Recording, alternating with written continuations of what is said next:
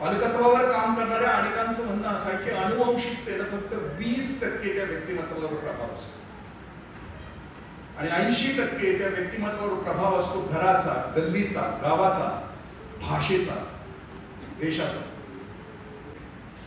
कारण आताच्या जगामध्ये तुम्हाला सुखी होणं म्हणजे पॅकेज, प्रेस्टिज आणि प्रॉपर्टी नाही ना. नोटा छापायची मशीन होणं म्हणजे जगणं नाही ना. 3.5 हाताचा अनमोल आणि अद्भुत दिलेला देह 750 पावणे 800 वर्षापूर्वी जगणं असावं कशासाठी याचा अर्थबोध कळालेली माझी माऊली उद्घोष करून अवघ्या जगाला सांगली अवघाची संसार सुखाचा करीन आनंद भरीन तिने लोक. सुरुवातीला एक विनंती राहील की आपल्या जवळचे जे मोबाईल्स आहेत ते बंद करून टाका. मी खात्री देतो की जे आता युद्ध सुरू आहे इस्रायल, अमेरिका किंवा इराणकडून एकही मिसाईल येणार नाही. त्यामुळे कुणालाही बोलवण्याची आवश्यकता नाही आणि कुणाशीही बोलण्याची संवाद साधण्याची आवश्यकता नाही. ज्यांनी आजच मोबाईल घेतला असेल आणि त्याला बंद करायचं माहित नसेल तर त्याला एक लाल रंगाचं बटन आहे. एखाद्याची मोबाईलची ट्यून खूप चांगली असेल आणि त्याला ती सारखी वाटत असेल की दुसऱ्याने ऐकावी तर ती ट्यून आपण माझं व्याख्यान झाल्यानंतर इथून माईकवरून ऐकवण्याची व्यवस्था करू. मी आल्यापासून बघतो आहे बरेच जण, मी त्या खोलीत बसलो होतो 5-6 जण, त्याच्यातले एक जण तर कंटिन्यूस मोबाईल होतो. मोबाईल विषयी आपण पालकत्वाकडे जाणार आहोत पण मोबाईल विषयीचं पहिले 2 वाक्य बोलतो नंतर परत मोबाईलवर येणार आहे. या देशातल्या तरुणाईच्या बद्दल आणि ज्यांच्याकडे मोबाईल आहे त्यांच्या बाबतीचं एक खूप सुंदर पुस्तक नीलांबरी जोशी यांनी लिहिलेलं आहे. त्या पुस्तकाचं नाव आहे माध्यम कल्लोळ नावाचं. या स्मॉल स्क्रीननं काय परिणाम केलाय लोकांच्यावर तिचं एकच वाक्य सांगतो. नंतर ज्या वेळेला मोबाईलचा संदर्भ येईल त्यावेळेला डिटेल मी आपल्याशी बोलतो. ती असं म्हणते की या तरुणाईचं आत्ताचं स्क्रीन टाइम आहे 13 ते 17 तास, झोपायचं टाइम आहे 2 तास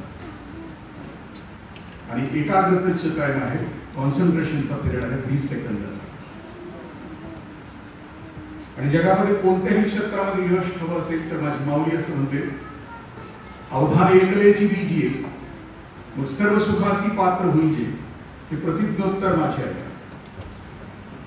माऊली असं म्हणतात की तुम्हाला कोणत्याही क्षेत्रामध्ये यश हवं असेल, तुम्हाला लेखक व्हायचं असेल, तुम्हाला कवी व्हायचं असेल, तुम्हाला वैज्ञानिक व्हायचं असेल, तुम्हाला अभिनेता व्हायचं असेल, तुम्हाला खेळाडू व्हायचं असेल तर एकाग्रतेची प्रचंड आवश्यकता असते. आणि सध्या एकाग्रतेची प्रचंड अव्यवस्था ते एका स्क्रीन आमच्या आयुष्यामध्ये केलेली आहे. हा मोबाईल बंद शेवटपर्यंत राहावा यासाठी बघाच्या निवेदक सरांच्या प्रमाणात ही एक दमबाजी माझी होती.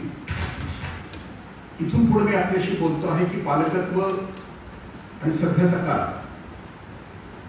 पालकत्वावर सगळ्यात मोठ्या सभा चेन्नईमध्ये झाल्या. त्याला एक घटना घडली 7-8 वर्षापूर्वी. चेन्नईमधला सुजित कुट्टन नावाचा मुलगा की जो 11वी-12वी मध्ये होता आणि तो उत्कृष्ट खेळाडू होता, ॲथलीट होता. बदलून देणार आहे तुम्ही मला?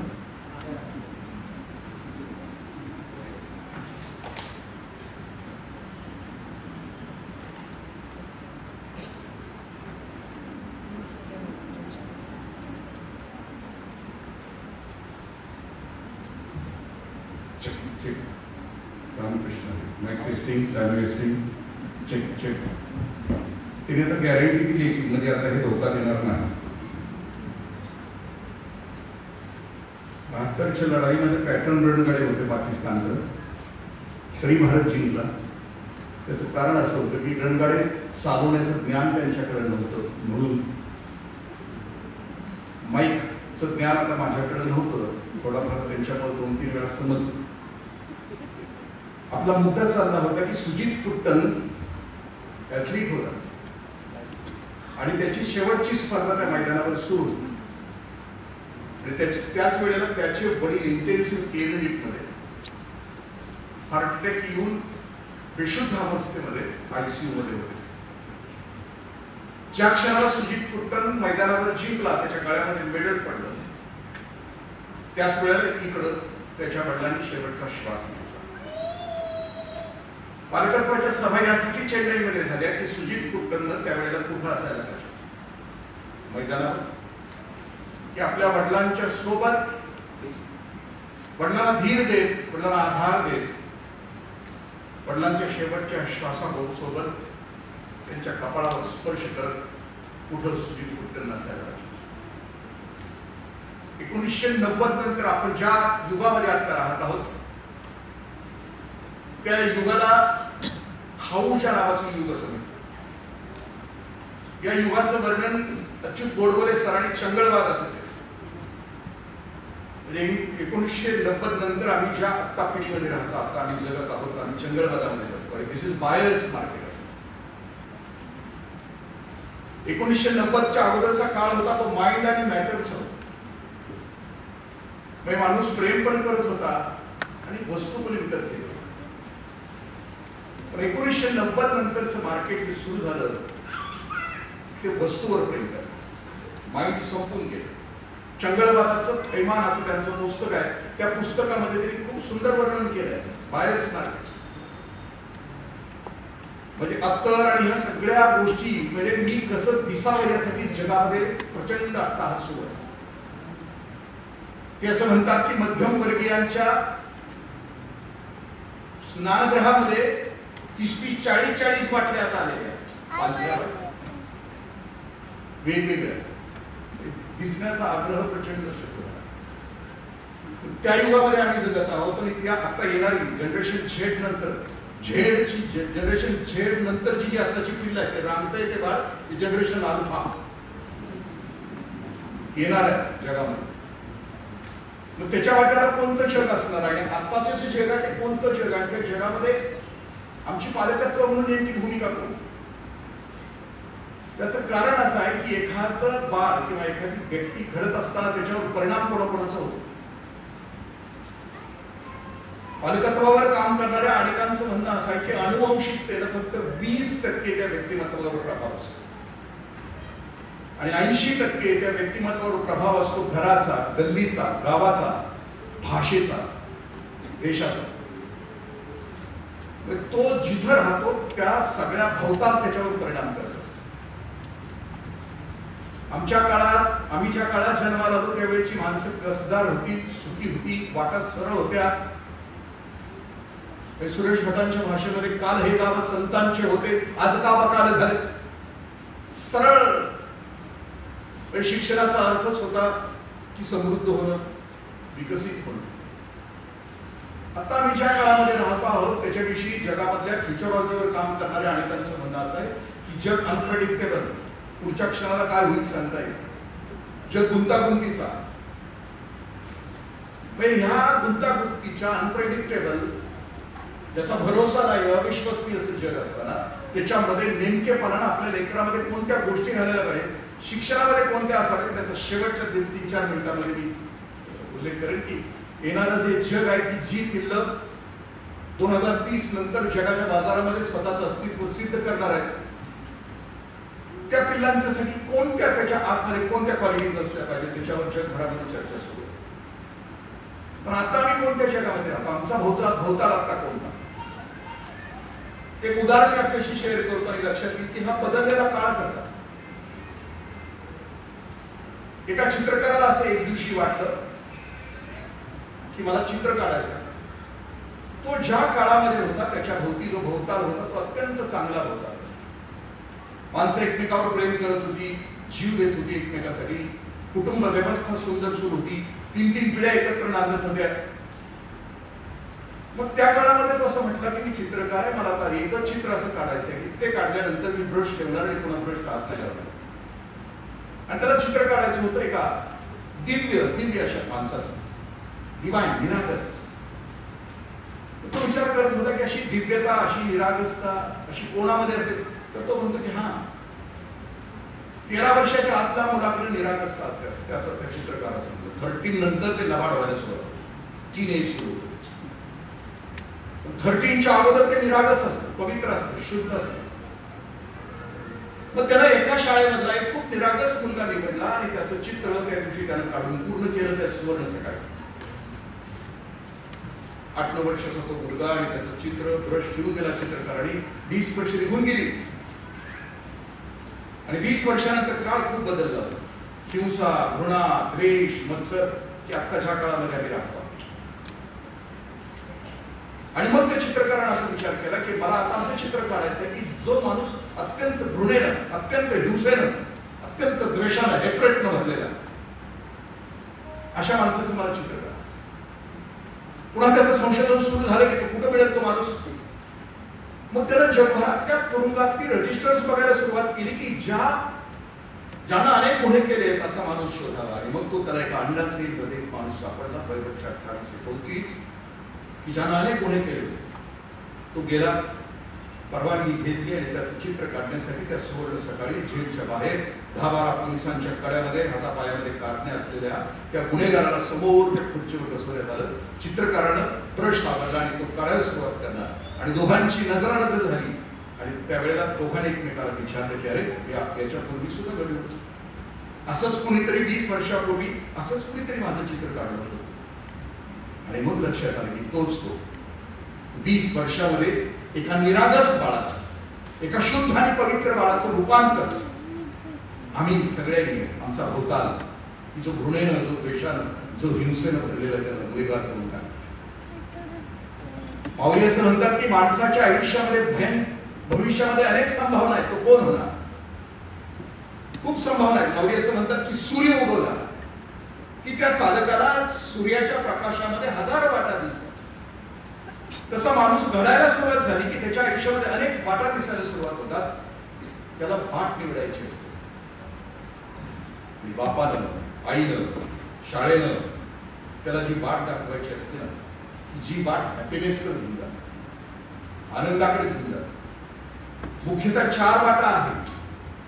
4 पैकी निदान पहिली तरी वाट त्यानं घडायला नको यासाठी प्रयत्न करणं. पहिली वाट आहे की प्लेजर, मज्जाच मज्जा, खा प्या आणि मजा करा, eat drink and be happy. ये दिल मांगे बहुत.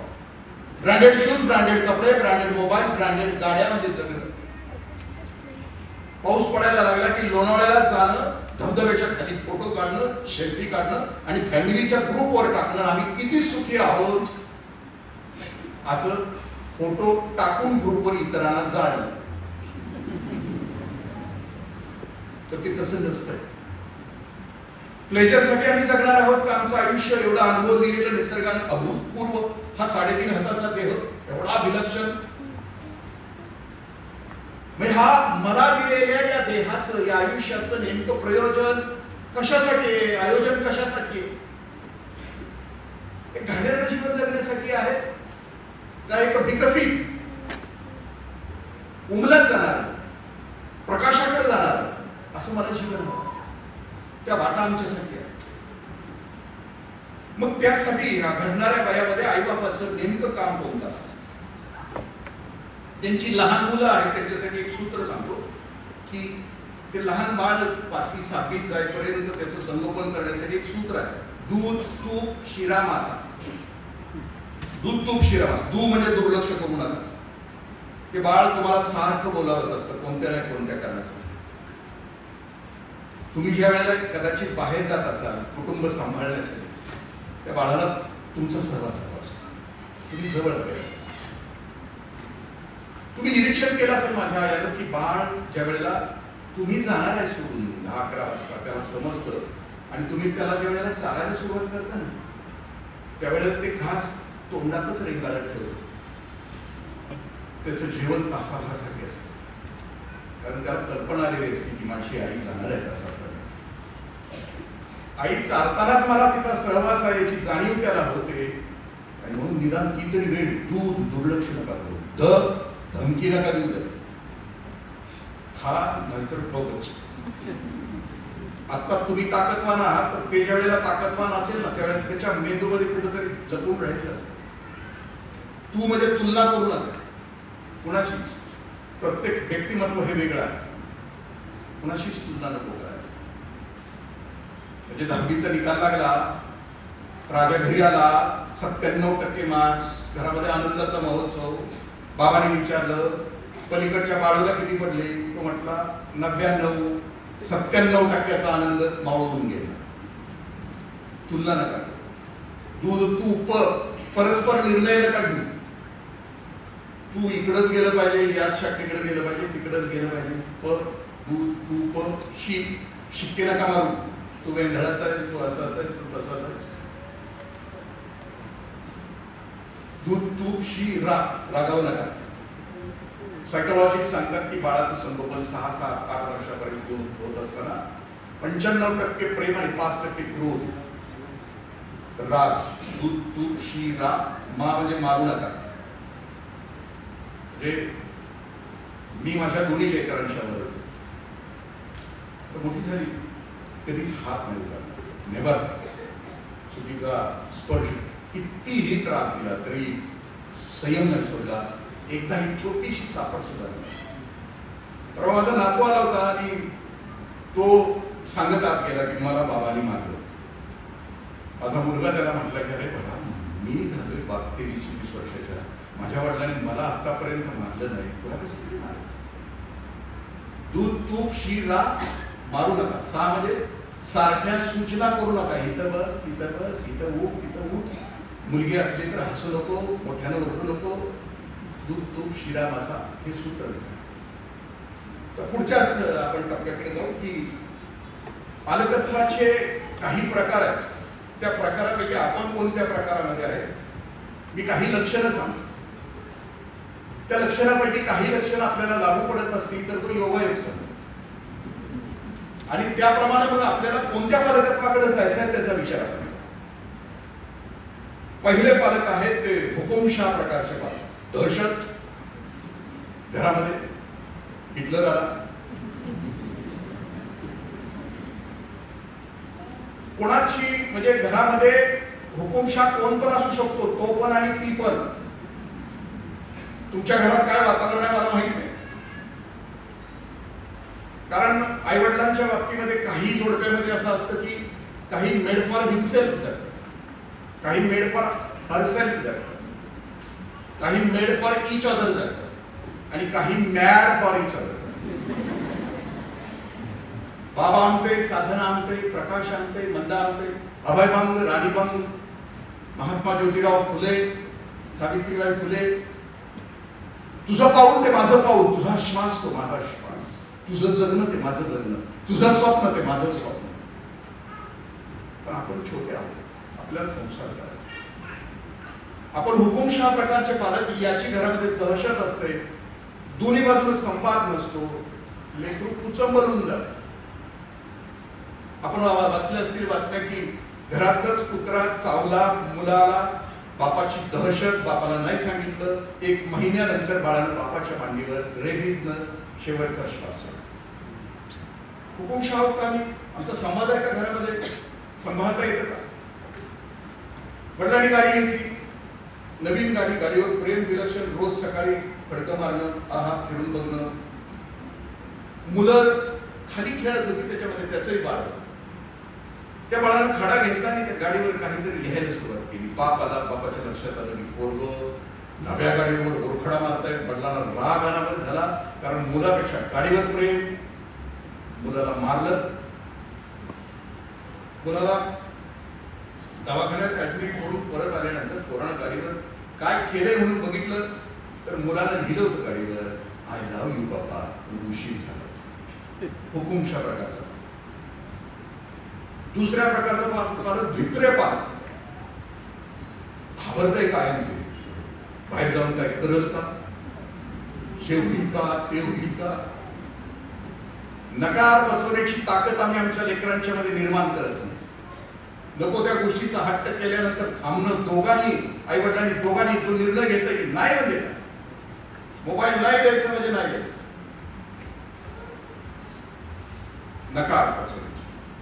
जर आम्ही नकार पचवण्याची क्षमता आमच्या लेकरामध्ये नाही विकसित केली तर 16व्या वर्षी त्याने एखादीला प्रपोज केलं आणि ती नाही म्हटली तर अमृता देशपांडे, जान्हवी तुपे, रिंकू पाटील रस्त्यावर सांगली. वय वर्ष 16. तिसऱ्या प्रकारचा पालक आहे रूढीवादी पालक. अरे भूतकाळात असतं, आमच्या काळात असं, आमच्या काळात तसं, आम्ही असे होतो आम्ही तसे होतो. काळ बदललाय. मी बालसंस्कार शिबिर घेतो आणि त्यावेळेला मुलांना प्रश्न विचारतो की बाळांनो 16-15 खेळांची नावे द्या. ते 14 खेळांची नावं मोबाईल मधलीच लिहितात आणि एक क्रिकेट तेवढं मैदानावरच. पण रूढीवादी पालक आम्हाला जर विचारलं की तुम्ही काय खेळत होता, मग आम्ही सांगायचो विटी दांडू, आट्यापाट्या, सुरफाट्या, अबुधाबी. आमचे खेळ तसे सामाजिकच होते. आणि रूढीवादी पालकांना आम्ही अबुधाबी नावाचा एक खेळ आहे, तो आमचा सामाजिक एकत्वाची ती भूमिका असते. फडकं एकाचं, दाबण एकाचं, वाकळचा दोरा एकाचा, चिंध्या एकाच्या, शिवणार तिसरा, असे 8-9 जणांनी मिळून तो चेंडू आमचा बनायचा.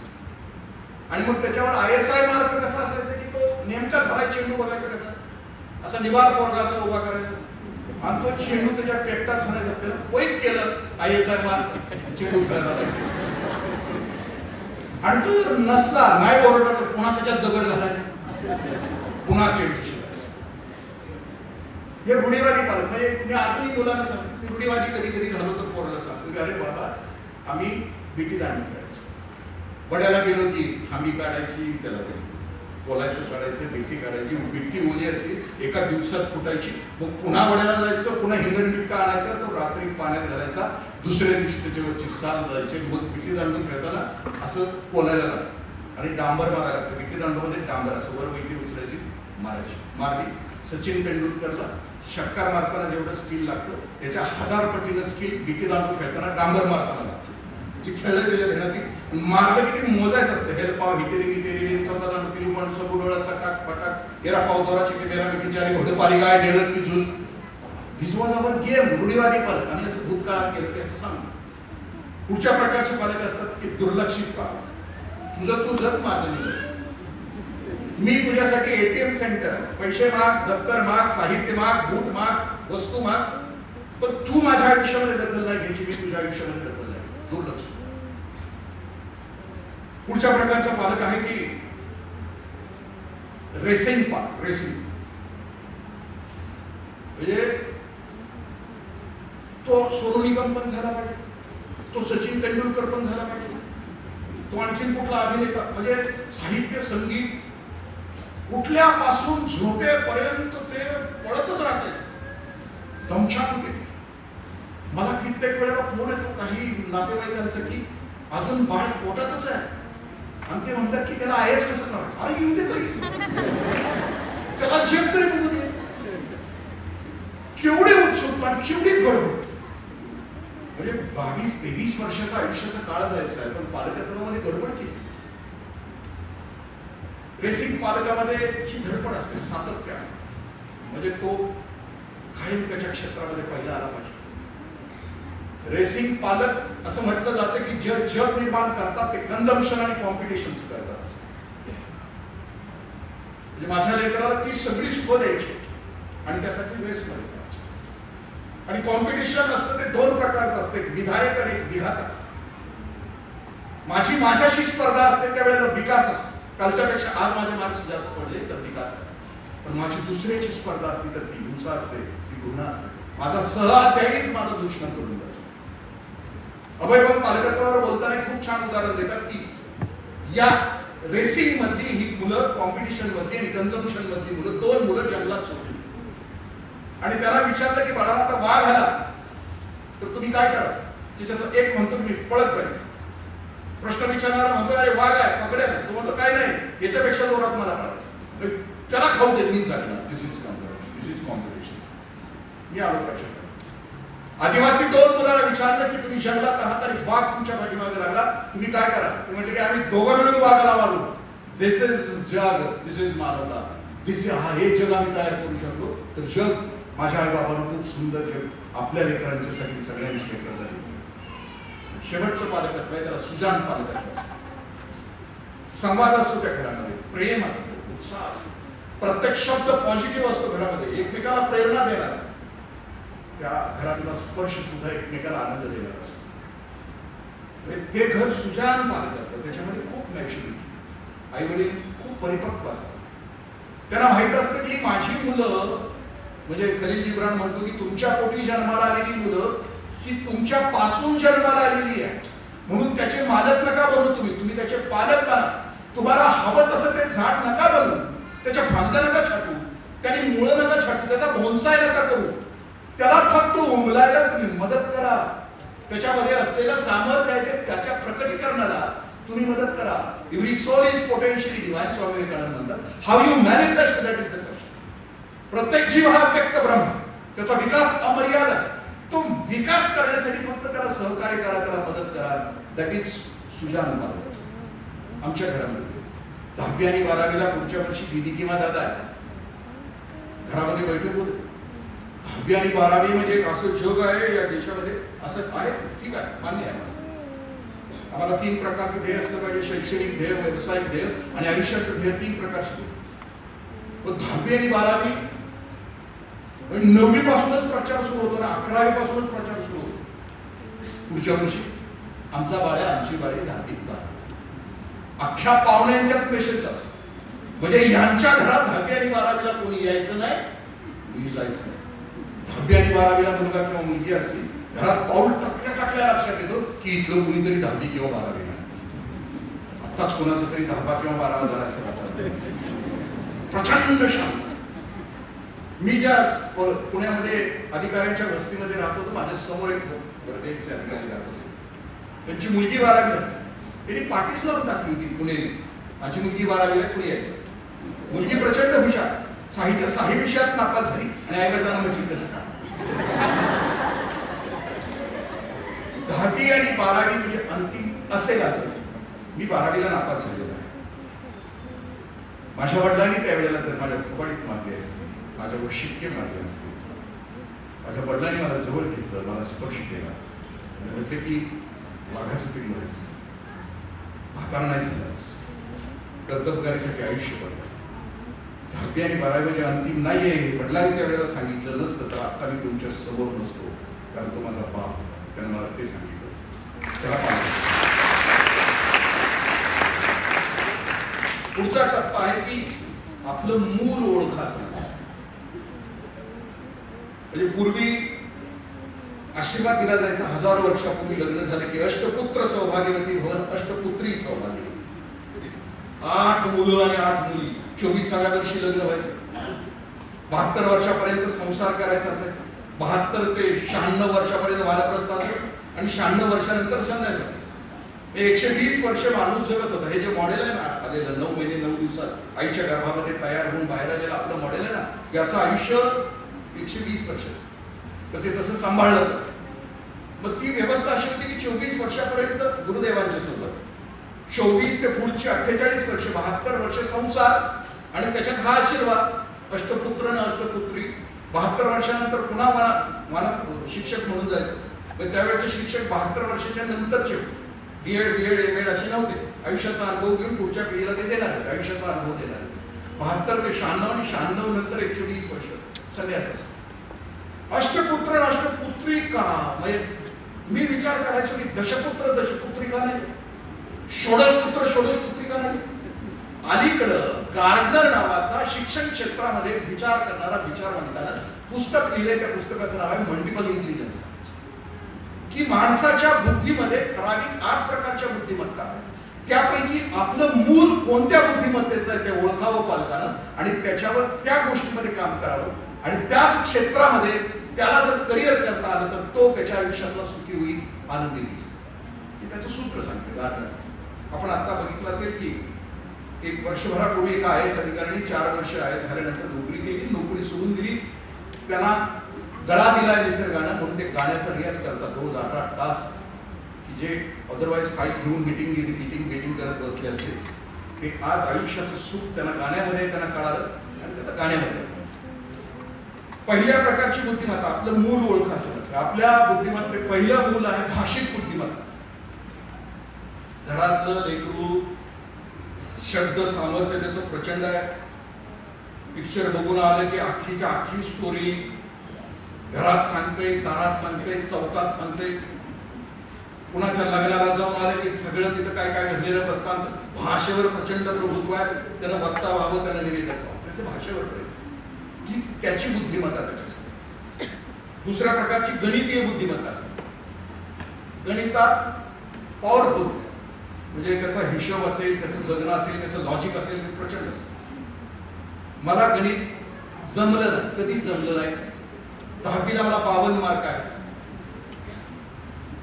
म्हणजे त्या गुरुजींनी सुद्धा उपकारच केले माझ्यावर, याला मागं ठेवण्यापेक्षा पुढे ढकललं मला.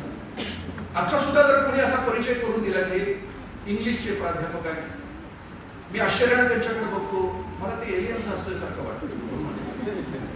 गणिताचा प्रचंड, गणित ज्याच्याकडे आहे त्याने गणित क्षेत्रामध्ये त्या क्षेत्रामध्ये जावं. तिसऱ्या प्रकारची बुद्धिमत्ता आहे, त्याला अवकाशीय बुद्धिमत्ता असते. एखाद्या दगडामध्ये कोणती मूर्ती लपली आहे त्याला भान असते. हा शिल्पकार असतो, हा चित्रकार असतो, त्याच्या ब्रशमध्ये प्रचंड ताकद असते. तो ज्यावेळेला शिल्प करायला सुरुवात करतो त्यावेळेला दगडाचा नको तो तुकडा काढल्यानंतर त्याच्या आतमध्ये कोणती मूर्ती आहे ती त्याला माहित असते. अवकाशीय बुद्धिमत्ता. रशियामध्ये एकेनान नावाचा चित्रकार होते. त्याला दोन्ही हात नव्हते, पण 20 वर्ष वयापर्यंत त्याला आतून वाटत होतं की मी चित्रकार. पण नीतीने त्याच्यावर अन्याय केला होता, दोन्ही हात तोडून टाकले. नव्हतेच त्याला जन्मजात, पण तो अस्वस्थ होता की मी चित्र काढण्यासाठी जगात जन्माला आला. त्याने 20व्या वर्षी तोंडामध्ये पेन्सिल धरली, चित्र काढायला सुरुवात केली. चित्र कागदावर पूर्णत्वाला यायला त्याला 3 वर्ष लागली. आता त्या चित्रामध्ये रंग त्याला भरायचा होता, पुन्हा ब्रश धरायचं, पुन्हा 6 वर्ष आयुष्याची झाली. म्हणून त्यानं जिभेला चिरा पाडल्या, जीभ चिरली आणि त्यानं चित्र रंगवली. रशियाच्या सार्वजनिक ठिकाणी एकेनानच्या काळामध्ये जेवढी चित्र आहेत ती एकेनानं त्याच्या तोंडातल्या पेन्सिल आणि रंगाने काढली. माझ्यासोबत जे मित्र किंवा माझ्यासोबतचे जे मित्र आहेत, रेहमतपूर जवळ गाव आहे, तिथे आहे. प्रचंड बुद्धिमत्ता. 10वी 12वीला सीईटी नीट कुठल्याही परीक्षेमध्ये डॉक्टर अगदी गव्हर्नमेंट मेडिकल कॉलेज, गव्हर्नमेंट कॉलेजला मिळाला असतं. पण तो मुलगा, त्यांचा मुलगा बसला की दगडाला टोकत बसायचा, शाडू माती आणली की त्याच्यातून मूर्ती करत बसायचा. तो आता वडिलांनी त्याला इंजिनिअरिंग मेडिकलला न पाठवता अकोल्याला एका शिल्पकाराकडे ठेवलं. आता तो उत्कृष्ट शिल्पकार आहे. माझी जी बालसंस्कार शिबिर आहे तिथे मुलांना शिल्प शिकवण्यासाठी तो येतो. प्रचंड बुद्धिमत्ता. पण वडिलांच्या लक्षात आलं की माझा लेकरू शिल्पकार आहे, तो प्रचंड आनंदी आहे, तो त्याच्या आयुष्यामध्ये सुखी. कदाचित तुमच्या माझ्यासाठी तो वेगळ्या मार्गाने गेला असता. पुढची बुद्धिमत्ता आहे संगीतीय बुद्धिमत्ता. ते जेवायला जरी बसलं तरी ते तबला वाजवते, ते बाथरूम मध्ये गेलं तरी गात आहे. म्हणजे त्याला निसर्गाने दिला आहे ती संगीतीय बुद्धिमत्ता. कार्तिकी गायकवाड नावाची मला खूप आवडत होता. तिच्या आई वडिलांच्या लक्षात आले की माझ्या पोरीला निसर्गानं गळा दिलाय. ती जर माझ्यासारख्या करिअर ओरिएंटेड आई वडिलांच्या पोटी जन्माला आली असती, लातूर पॅटर्न, कोटा पॅटर्न, 2 वर्ष एमसीक्यूज, 2 वर्ष लाखो एमसीक्यू सोडून घायला येऊन ती पुढे शिकली असती, पैसे कमवले असते, पॅकेज, प्रेस्टिज आणि प्रॉपर्टीच्या दुनियेत गेली असती. पण आज कार्तिकी गायकवाड तिच्या आई वडिलांच्या लक्षात आलं की माझ्या लेकीला गळा दिलाय, ती संगीताच्या क्षेत्रामध्ये पोहोचली. ज्याला जे दिलंय त्या क्षेत्रामध्ये त्यानं स्वतःचं आयुष्याचं करिअर घडवलं होतं, तो हॅपी असतो, सुखी असतो. जे नाही दिलं त्या क्षेत्रामध्ये जर घालवलं तर ते त्याच्या आयुष्याची बरबादी असते. मी शिरोळा गट विकास अधिकारी, तिथं त्या काळात महिन्याच्या पहिल्या गुरुवारी अजित कडकडे गायला यायचे नरसोबाच्या गायला. पंचगंगेच्या घाटावर त्यांचं गायन असायचं. औरवाड आणि नरसोबाची वाडी हजारो श्रोते, मी पण जायचो. आणि त्यांचा तो पहाडी आवाज गायला सुरुवात झाली की पंचगंगेच्या पाण्यावर सुद्धा तरण उठायची. निघालो घेऊन दत्तांची पालखी वाटवळणाची. मला पण वाटलं मला गायला येतं. शिरोळच्या शेजारी नांदणी नावाचं गाव, तिथं संगीत शिक्षक होते. गुरुजींना बोलवलं, त्यांची फी दिली. गुरुजी म्हटलं की मला ऑफिस सुटल्यानंतर संध्याकाळी 7 ते 8 शिकवायचं. गुरुजी 7 ते 8 1 महिनाभर मला शिकवायला होते. एकच अभंग महिनाभर मला शिकवत होते. नाथरायांचा जैशा परी आहे तैशा स्थिती आहे, कौतुक आहे संचिताचे. एक महिन्यानंतर गुरुजींनी माझे पैसे माझ्या टेबलवर ठेवले. म्हणजे साहेब नमस्कार, उद्यापासून मी येत नाही. म्हणजे का? ते म्हटले माझा आवाज बदलायचा, मी जातो. तुम्ही जे नाही ते होण्याचा प्रयत्न केला तर ते तुमच्या आयुष्यामध्ये तुम्हाला सुखी करणार. मी पालकत्वाचं एक अनेकांनी उच्चारलेलं वाक्य आपल्याशी बोलतो. माझ्या आयानो, माझ्या बहिणीनो, माझ्या बापानो, आपल्या पोटी जन्माला आलेलं बाळ हे अद्वितीय आहे, विलक्षण आहे, वेगळं आहे. एक मॉडेल दुसऱ्या मॉडेल सारखं कधीच नाही. गरिबांची कविता आहे, घटाघटाचे रूप आगळे, प्रत्येकाचे दैवत. आजपर्यंत माणसांच्या करोडो पिढ्या झाल्या, करोडो पिढ्या होती, पण इंद्रजित देशमुख सारखं मॉडेल याच्या अगोदरही नव्हतं, याच्या नंतरही असणार नाही. दिस इज युनिक. तसं तुमचं बाळ सुद्धा युनिक आहे. ते विचारवंत असं म्हणतात की तुमच्या पोटी जन्माला आलेले बाळ कुणी जाई आहे, कुणी जोई आहे, कुणी मोगरा आहे, कुणी शेवंती आहे. पण जगाच्या मार्केटमध्ये गुलाबाच्या फुलाला मार्केट आहे, म्हणून तुमच्या जाई जुई मोगऱ्याच्या कड्या कुस्करून त्याचा जाणीवपूर्वक गुलाब तयार करण्याचा प्रयत्न करू नका. ते पालकत्व नव्हे असते. तुमचं बाळ युनिक आहे. त्याला जाई असण्यामध्ये त्याची मजा आहे, जुई असण्यामध्ये त्याची मजा आहे, मोगरा असण्यामध्ये त्याची मजा आहे. पुढच्या प्रकारची बुद्धिमत्ता आहे त्याला आंतरवैयक्तिक संबंध विकसित करण्याची ती बुद्धिमत्ता. हे सगळ्यांशी म्हणजे त्याची मैत्री असते. घरात दारात कोणी पाहुणा आला तर दुसऱ्या मिनिटाला तो आपला असं करून टाकतो. त्यानं नेता व्हायला हरकत नाही. आंतरवैयक्तिक संबंध त्याच्याकडे चांगले आहेत. प्रत्येकाचं वशीकरण त्याला जमतं. साने गुरुजींच्या आई साने गुरुजींना विचारलं होतं.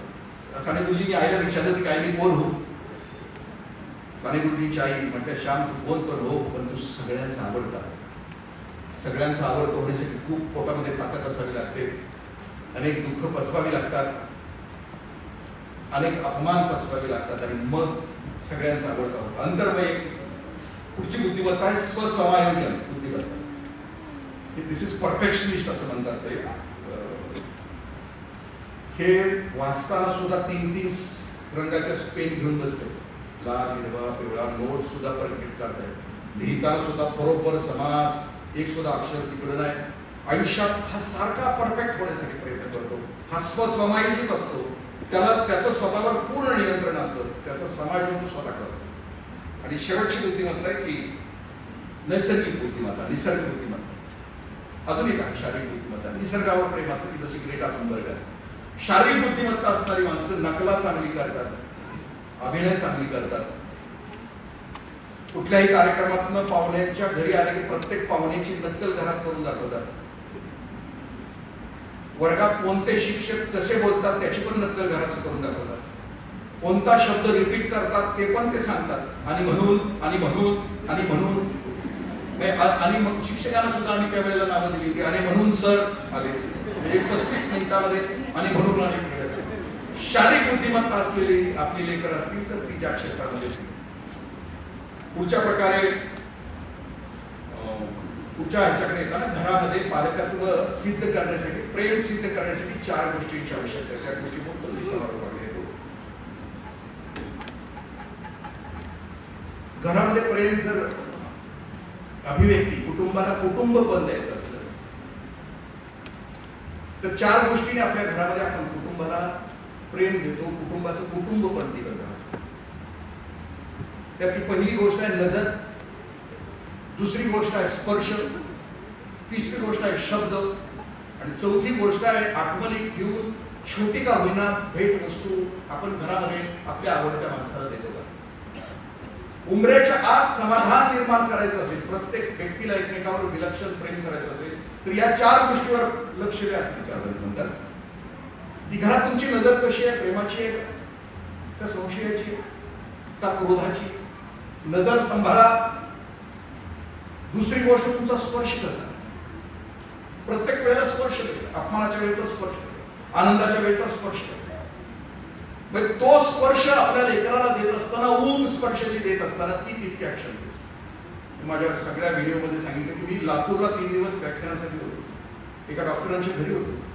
डॉक्टर सकाळी 5:30ला घरी जायचे, ऑपरेशन करायचे, ओपीडी करायचे, दिवसभर राऊंड घ्यायचे आणि संध्याकाळी वर घराकडे येत असताना ते थकलेले असतात. एवढे श्रम शरीराचे झालेले असतात. वर आल्यानंतर आई आणि अण्णा वृद्ध त्या सोफा सेटवर बसलेले असायचे. वर आले की आले ते आईला मिठी मारायची. 5-10 मिनिटं आईच्या खुशीत असायची. आणि ते असं सांगतात, म्हणजे मी होतो त्यांच्या घरी, तर ते म्हणजे आईला संध्याकाळी मिठी मारली की जेवढी बॅटरी माझी सकाळी खाली उतरताना चार्ज होती, त्या 5 मिनिटाच्या आईच्या मिठीमध्ये माझी बॅटरी 5 मिनिटात चार्ज होती. जगातला सर्वश्रेष्ठ चार्जर कोणता असतो? आईचा स्पर्श. आम्ही स्पर्श कोणता करतो? आम्ही शब्द कोणते वापरतो?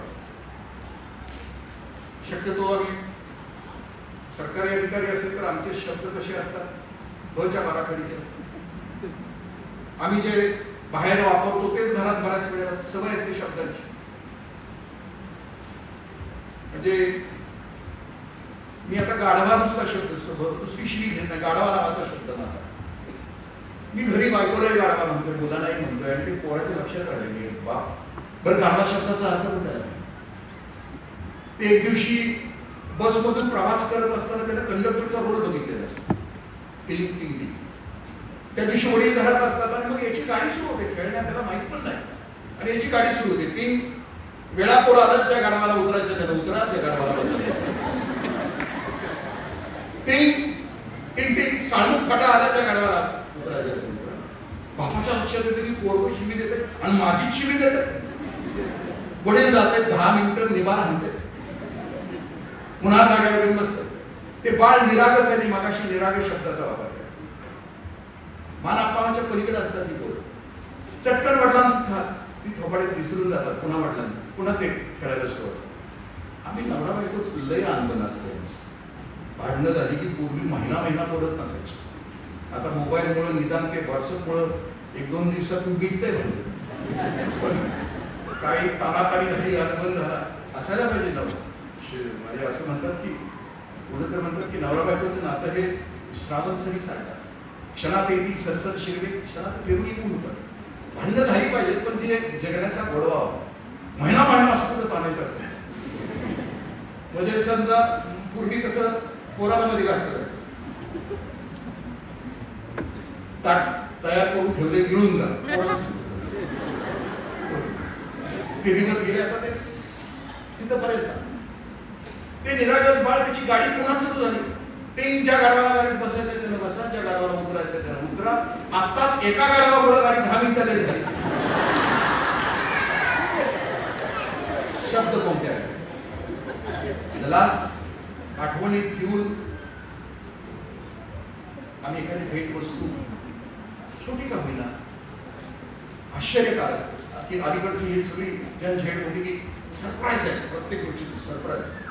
म्हणजे माझी तर पूर्वी म्हणजे साडी फोडायची नाही, ड्रेस फोडायचा नाही, तो कार्यक्रमात फोडायचा नाही, सरप्राईज.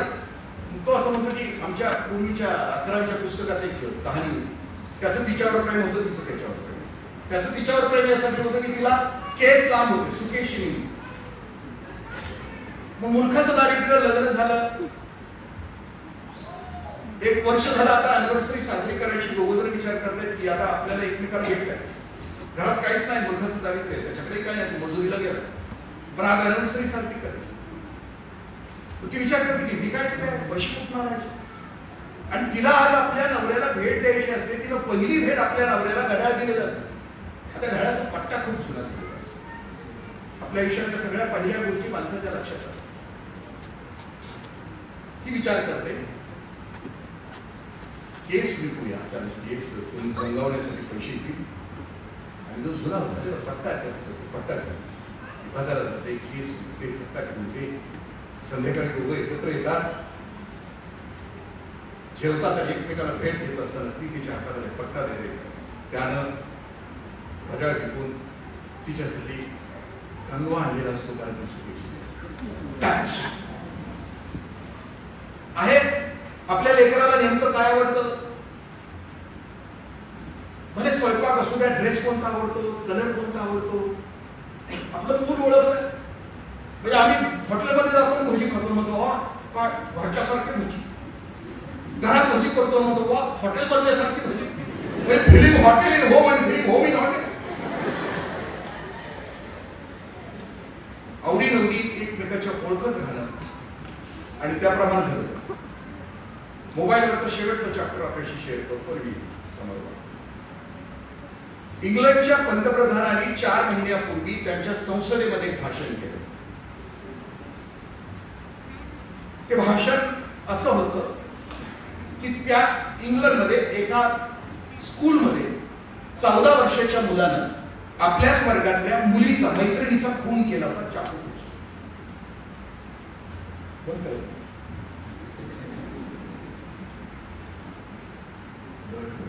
आमच्या प्रवचनामध्ये महाराज आहेत की समोर आला काय त्याला म्हणतात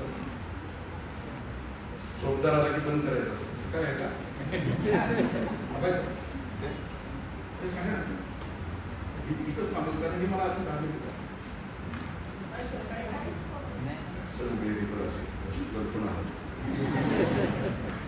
मला माहिती आहे व्याख्यान 1 तासाचं असावं, कीर्तन 2 तासाचं असावं, सिनेमा 3 तासाचा असावा, तमाशा 4 तासाचा असावा आणि गोंधळ रात्र असावा. जर दिशी बोलताना एकदम गतीनं बोलतो. त्यांनी सांगितलं की त्या एका घटनेवर इंग्लंडमध्ये त्यांनी एक टीव्ही सिरियल काढली. ते 3 भागामध्ये आणि त्या टीव्ही सिरियलचं नाव आहे द अडॉलसन्स नावाचं. OTT वर उपलब्ध आहे. पंतप्रधानांनी सांगितलं की इंग्लंड मधल्या सगळ्या पालकांनी आपल्या मुलाला घेऊन ती टीव्ही सिरियल बघावी. टीव्ही सिरियलची सुरुवात त्या 14-15 वर्षाच्या मुलानं, खून मैत्रिणीचा, मग शिक्षण तज्ञ, मग सायकोलॉजिस्ट का केलं त्यामुळे, आणि मग त्याच्यामध्ये ती स्थिती सुरू राहते. प्रत्येक त्या इंग्लंडच्या घरामध्ये 9 वर्षाचं बाळ झालं की त्याला सेपरेट रूम दिली जाते. त्या रूम मध्ये ते बाळ 2 स्क्रीनच्या समोर आहे. मोठा स्क्रीन आणि छोटा स्क्रीन.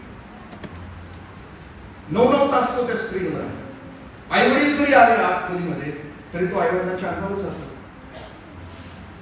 त्याला त्या फिल्म मध्ये डेमॉन्स सुरू असतात, राक्षसाची.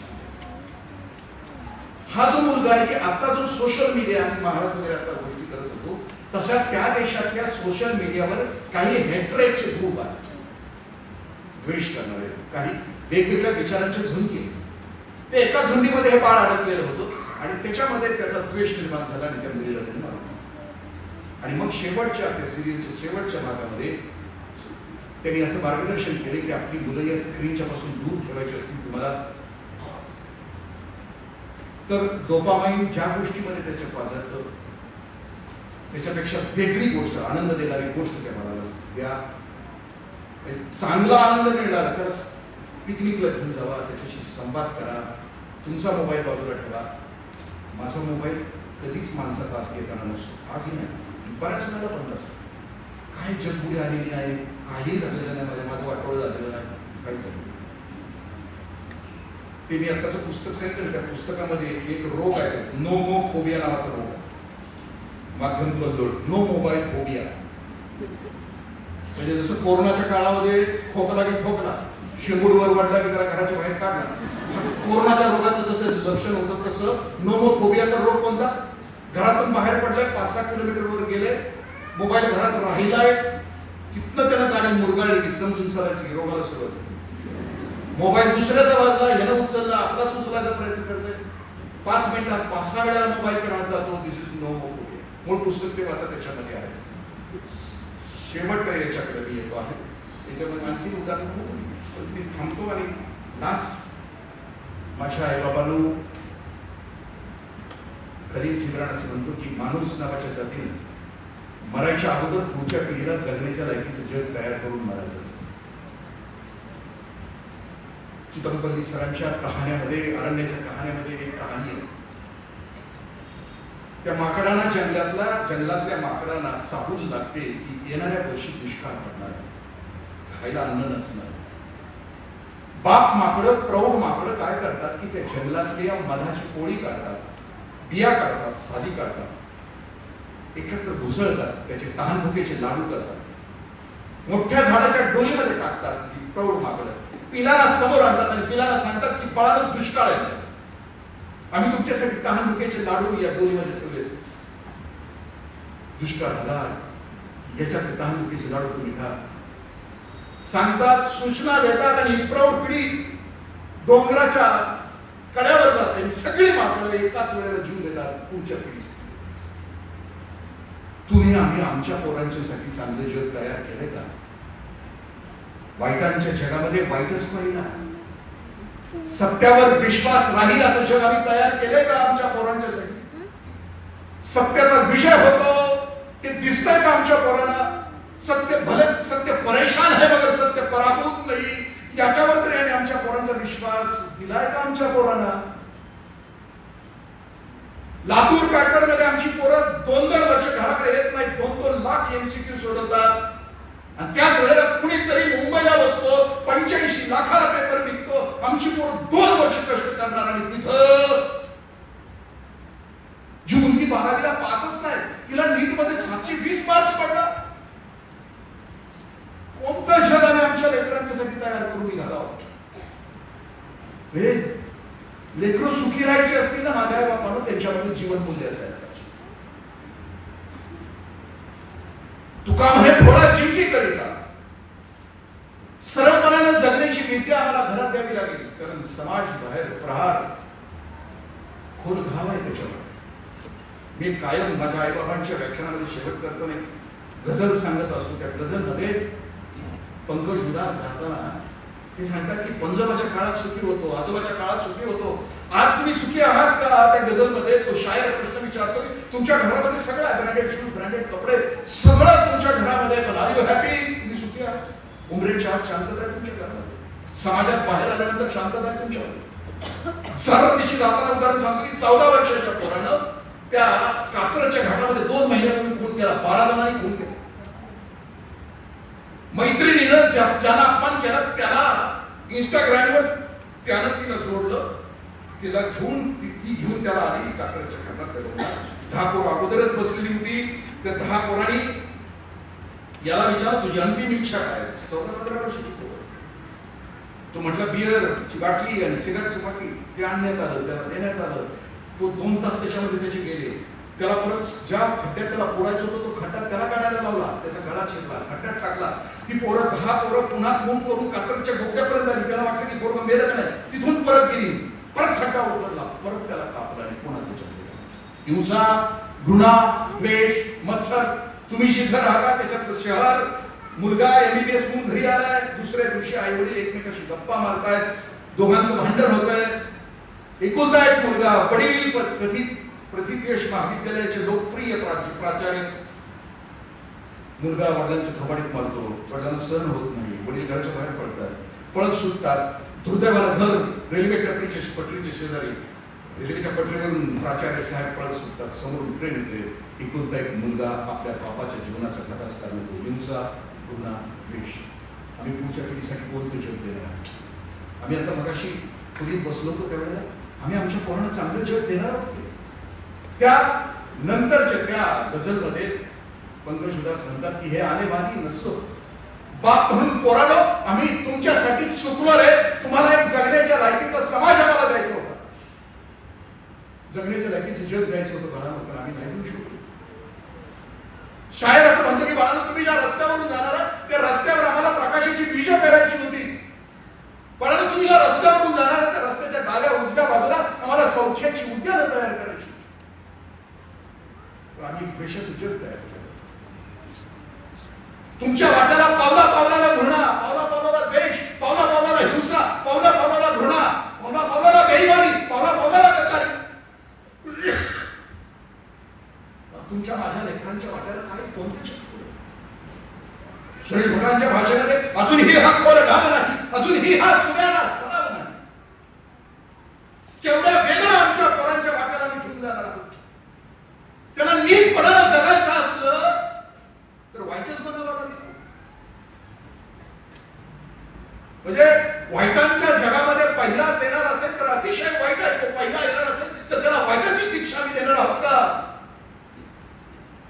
मी तुमच्या शाळेला धन्यवाद देतो, अध्यक्षांना धन्यवाद देतो की पालक, बालक, शिक्षक आम्ही सगळा एक परिवार नाही केअर करू शकलो आणि त्याच्यामध्ये प्रेम, जिव्हाळा, कॉम्पिटिशन आणि कन्झम्पशन नव्हे तर प्रेम आणि जिव्हाळा निर्माण करू शकलो. त्या कुटुंबांच्या मध्ये लेकरांच्या लायकीचा समाज तयार करू शकलो, पुढच्या पिढीच्या लायकीचा. तर आम्ही खरे पालक आहोत. जरी सगळी निगेटिव्हिटी असली तरी एक आशा, जिद्दी पालक असेल हिंमत असेल, कारण आताच्या जगामध्ये तुम्हाला सुखी होणं म्हणजे पॅकेज, प्रेस्टिज आणि प्रॉपर्टी नाही ना. नोटा छापायची मशीन होणं म्हणजे जगणं नाही ना. 3.5 हाताचा अनमोल आणि अद्भुत दिलेला देह 750 पावणे 800 वर्षापूर्वी जगणं असावं कशासाठी याचा अर्थबोध कळालेली माझी माऊली उद्घोष करून अवघ्या जगाला सांगली, अवघाची संसार सुखाचा करीन आनंद भरीन तिन्ही लोक. आणि आम्ही आमच्या लेकरांना शिकवणार की अवघाची संसार एकट्याचाच करीन, बाकीच्यांची वाटच लावीन. हे शिकवणार आहोत का आम्ही आमच्या लेकरांना? त्यांना स्वार्थी करणार आहोत का? की अवघ्या जगाचं कल्याण करणारे व्यापक विशाल ऋषितुल्य प्रेमळ अवघ्यांच्यावर प्रेमाचा संचार करणारी पोरशी करणार कोणती करणार?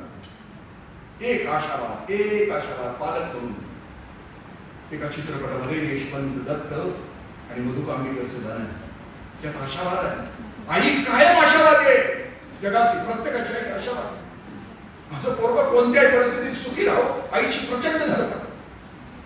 आजारी असू दे, मानसिक ताण असू दे, पण लेकराच्या वर त्याची छाया पडू देणार नाही अशी आई आहे. तशी त्या गाण्यात तुझ्या माझ्या संसाराला आणि काय हवं. बाप खंतावून जातोय आणि आपल्या बायकोला विचारतोय, सोसल तुझ्या माझ्या पोराला वज. हे बेईमानीचं, हे गद्दारीचं, हे खोटेपणाचं, हे दांभिकतेचं सोसल वज सोसल. त्यावेळेला एक पॉझिटिव्ह एनर्जी देते मधु कांबीकर गाण्यातून, त्या कवितेतून. तिचे शेवटचे बोल आहेत, जरूर अंधार आहे आजूबाजूला, येवलेशा पणतीचा येवलासा ठाव. ती सांगते आपल्या आयुष्यामध्ये नव्याला सांगते, असू जग अंधाराने कितीही बरबटलेला असू दे, पण तुझ्या माझ्या पोटी जन्माला आलेलं बाळ आहे ना, कोणती प्रकाश मशाल बनून जन्माला आले. अवघ्या जगामध्ये ज्ञान, प्रेमाचा उत्सव साजरा करण्यासाठी आहे. तुझं माझं पोरगं स्वार्थी असणार नाही, संकुचित असणार नाही, लबाड असणार नाही, खोटं असणार नाही, दांभिक असणार नाही. तुझं माझं पोरगं असेल ज्ञानी, प्रेमळ, अवघ्या जगावर प्रेमाची बरसात करणार असेल, अंधार संपवणार असेल. ती लेकरं आपण तयार करू, त्यासाठी तयार करू.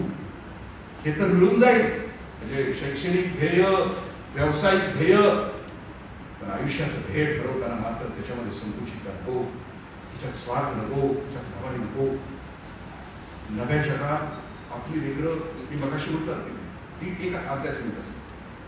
कारण आता येणारा काळ आहे 2030 नंतर कर्तबगार पोरांच्यासाठी, मी मगाशी म्हटलं, गुंतागुंतीचा अनप्रेडिक्टेबल आहे. मग त्याच्यात आपली लेकरं तयार करत असताना फ्युचरॉलॉजीवर काम करणारी माणसं म्हणतात की त्या लेकरांमध्ये 5 गोष्टी घालाव्या लागतील: confidence, creativity, critical thinking, communication skill आणि कॉर्पोरेट स्किल. 5 सी घालावी लागतील आणि ती इनकल्केट आत्ताच करावी लागतील, शाळेपासून करावी लागतील. तो कॉन्फिडन्स घालावा लागतो, त्याला critical thinking, all dimension thinking त्याला आलं पाहिजे, त्याच्याकडे क्रिएटिव्हिटी असते पाहिजे, त्याच्याकडे कम्युनिकेशन स्किल असते. हे आपण इनकल्केट करू शकलो येणाऱ्या लेकरांना त्यांच्या आयुष्यामध्ये आर्थिकदृष्ट्या आणि सामाजिकदृष्ट्या संपन्न करण्यासाठी या गोष्टी कराव्या लागतील. बोलण्यासारखं खूप आहे, पण आपण बांधला विराम देऊ, कारण कोणाच्या धारा काढायच्या असतील तर ग्रामीण भागात त्यांच्या काही म्हशी वाटवलेत असतील. अजून घरी जायचं असेल, दुपारी 4ला सांगून आलेल्यांच्यावर 7 वाजेपर्यंत थांबण्याचं जे शोषण त्यांचं झालं त्यांची क्षमा मागतो. माझ्या आईने, माझ्या बहिणीनं, माझ्या बापानं बोलत असताना चुकून एखादा शब्द कठोर गेला असेल तर क्षमस्व. बोलण्याच्या पाठीमागचा हेतू इतकाच होता, तुमची लेकरं लाख मोलाची, निसर्गाने विश्वास ठेवून ट्रस्टी म्हणून तुमच्या पोटी जन्माला घातली. संतती महत्वाची की संपत्ती महत्वाची याच्याची निवड करत असताना पालक म्हणून संतती महत्वाची ज्यांच्या दृष्टीने आहे त्यांच्या दृष्टीने मी बोलत होतो. देवाने दिलेली लाख मोलाची अनमोल अशी संपत्ती, तिला हॅपी असणं बघणं, तिचा भविष्यकाळ आनंदी असणं बघणं आणि तिच्यासाठीचा जो समाज आहे तो समाज त्याच्या सुखामध्ये, त्याच्या आनंदामध्ये भर घालणारा असला पाहिजे, आनंदी होणारा असला पाहिजे, असं आपण बनवूया.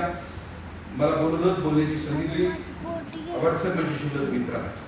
माझ्या आयुष्याच्या एका टप्प्यावर मला निवडणुकीमध्ये ढकलण्यात येणार होतं आणि त्या सभेला माझ्यावर प्रेम करणारी शेकडो लेकरं आली होती. त्या सभेला सर होते आणि ते मनातून म्हणत होते की मी नाही जायला पाहिजे राजकारणामध्ये, आणि त्यापैकी ते एक होते. त्यामुळे जीव आहे मला त्यांच्यावर बोलण्यासाठी, बोलल्यावर मी आलो.